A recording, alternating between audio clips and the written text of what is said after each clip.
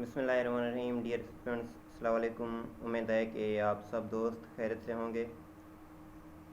हम सीपीसी का एक सीरीज़ स्टार्ट कर रहे हैं जो आर्डर 1 से स्टार्ट करेंगे। इंशाल्लाह एक लेक्चर में आर्डर 1 और उसके सारे रूल जो हैं वो आप दोस्तों के सामने पेश करेंगे। जो आर्डर 1 है,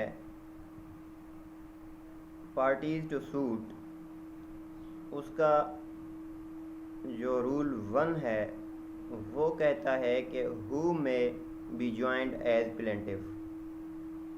प्लेंट में कौन कौन शामिल हो सकता है, यानी कि प्लेंट को कौन कौन ज्वाइन कर सकता है। इसका मकसद ये है कि मतलब जिसका भी हक बनता हो वो प्लेंटिफ को ज्वाइन कर सकता है। अभी आप मैं एक छोटा सा आपको मिसाल दे दूं कि भाई एक प्रॉपर्टी है, उसमें ए जो है सूट एडमिट करता है कोर्ट में प्लेंटिफ बन के। अगर उसमें सी का भी राइट बनता है, डी का भी बनता है, ई का भी बनता है, तो वो सारे उसको ज्वाइन कर सकते हैं। ये है आर्डर 1 रूल 1। और जो रूल 2 है वो है power of court to order separate trial. Means अगर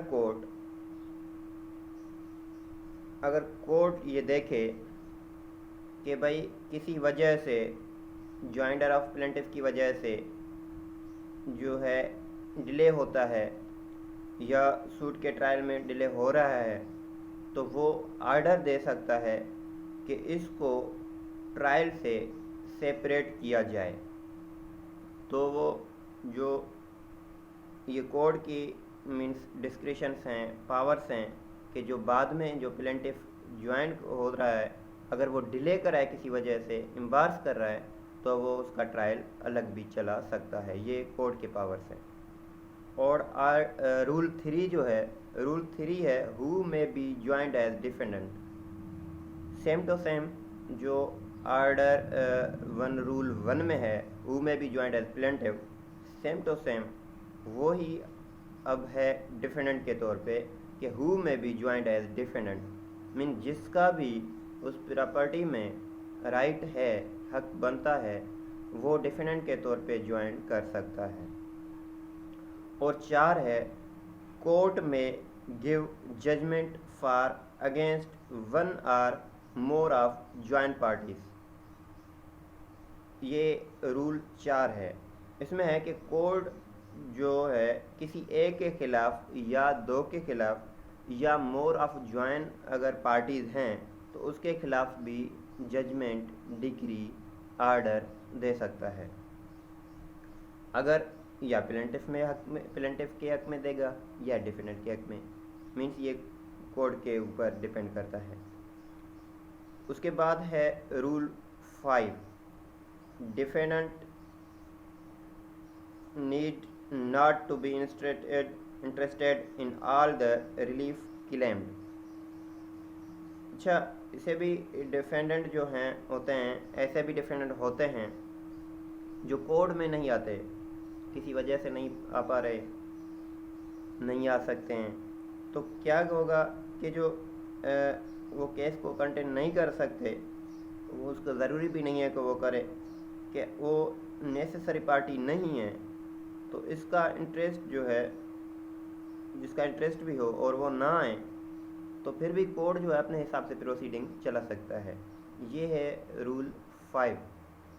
और रूल 6 जो है joinder of parties liable on same contract. यानी अगर बहुत से पार्टीज हों और वो लायबल हो किसी कॉन्ट्रैक्ट के लिए, उसको भी सूट में ला सकते हैं। मैं आपको मिसाल दे दूं, अगर एक एग्रीमेंट है उसमें 3 कॉन्ट्रैक्टर हैं, 3 बंदे आपस में कॉन्ट्रैक्ट कर रहे हैं, तो ए बी सी, ए और बी तो आ गए। अब आप कोशिश करें जो सी है उसको भी आप सूट में लाएं। ये है आर्डर 1 रूल 6। जो रूल 7 है वो कह रहा है when plaintiff in doubt from whom redress is to be sought। अगर प्लेंटिफ को शक हो कि किसी केस में डिफेंडेंट का जो एड्रेस है वो सही नहीं है, तो वो कोर्ट डिटरमाइन करेगा कि कौन से पार्टी को सूट में चाहिए। मैं सिंपल आपको बता दूं कि अगर प्लेंटिफ को शक हो कि किस केस में डिफेंडेंट में डालूं, मीन्स डाउट है कि ये डिफेंडेंट हो सकता है या नहीं हो सकता। ए ने सूट एडमिट किया बी के ऊपर, सी के ऊपर। अब वो कह रहा है कि डी को मैं इसमें ऐड करूं या ना। वो ऐड करेगा या ना करे तो फिर कोर्ट डिटरमाइन करेगा कि ये डी भी केस में सूट में ऐड हो सकता है या नहीं। ये है रूल 7। रूल जो 8 है वो है वन पर्सन में sue or defend on behalf of all in same interest. इसमें यह है कि बहुत से डिफेंडेंट हैं तो उसके बिहाफ पे हर एक दो भी आ सकते हैं। मीन्स अगर देखते हैं केसों में 3, 4, 5, 6 ऐसे चलते आ रहे हैं, 10, 12 भी डिफेंडेंट होते हैं, तो जो हम कहते हैं भाई एक के पावर ऑफ अटॉर्नी देते हैं, दूसरों के बिहाफ पे वो खुद अपीयर होगा। तो ये हमें आर्डर 8 बता रहा है कि अगर सारे नहीं आ सकते तो एक जो है उनको रिप्रेजेंट करेगा कोर्ट में, सूट में। अब है आर्डर 9। ये थोड़ा सा जो है नए ला के स्टूडेंट्स हैं उनके लिए अहम है, और ये आपको मिस जॉइंडर और नॉन जॉइंडर के बारे में बता रहा है। ये आपको पता होना चाहिए कि मिस जॉइंडर क्या है और नॉन जॉइंडर क्या है। मिस जॉइंडर वो है जो जहाँ पर केस किसी पार्टी का केस में लेना देना नहीं हो। मीन्स ए सूट करता है बी में, सी में, बी के ऊपर, सी के ऊपर, डी के ऊपर, तो वो आपको पार्टी बनाते हैं, ए बनाता है बी सी डी को, लेकिन आप उसमें इंटरेस्टेड नहीं हैं, आपका उसमें कोई लेना देना नहीं है, तो आप कहलाएंगे मिस जॉइंडर। उसके बाद है नॉन जॉइंडर। नॉन जॉइंडर वो है कि जिसका केस में लेना देना भी हो और उसको आपने पार्टी नहीं बनाया। अब ए सूट एडमिट करता है बी के ऊपर, सी के ऊपर, डी के ऊपर, लेकिन उसमें जो इंटरेस्टेड है उसका जो हक है वो है डी का और ई का। अब वो ए क्या करता है कि डी को और ई को सूट में नहीं लाता, डिफेंड नहीं बनाता, तो ये कहलाएगा नॉन जॉइंडर। ये आर्डर 1 के रूल 9 हुए और इसके तो टोटल 13 रूल हैं। 10 नंबर जो रूल है वो बताता है suit in name of wrong plaintiff. अगर प्लेंटिफ का नाम जो है वो गलत है तो कोर्ट के पास पावर है कि उसको स्ट्रिक आउट कर सकता है, और वो जिसको चाहे या सही प्लेंटिफ है तो उसको वो ऐड भी कर सकता है। मीन्स ये भी कोर्ट के डिस्क्रिप्शन पावर हैं कि किसको स्ट्रिक आउट करे, किसको ऐड करे। आपको सिंपली ये समझना चाहिए रूल 10 में कि कोर्ट किसको स्ट्रिक आउट कर सकता है, किसको ऐड कर सकता है। स्ट्रिक आउट मीन्स निकाल सकता है, ऐड मीन्स जमा कर सकता है। तो 11 रूल जो है कंडक्ट ऑफ सूट, इसमें ये चीज़ देखा जाएगा कि केस पर किस पर बर्डन ऑफ प्रूफ है। हम दूसरे लेक्चर में पढ़ के आए कि बर्डन ऑफ प्रूफ उसके ऊपर होता है जो कोर्ट में केस लाता है। मीन्स जो प्लेंटिफ है बर्डन ऑफ प्रूफ उसके ऊपर है, या जो मैं गवाही लेके आऊँगा तो वो मुझे मीन्स साबित करना है, बर्डन ऑफ ऊपर मेरे ऊपर हो जाएगा। ये है रूल 11।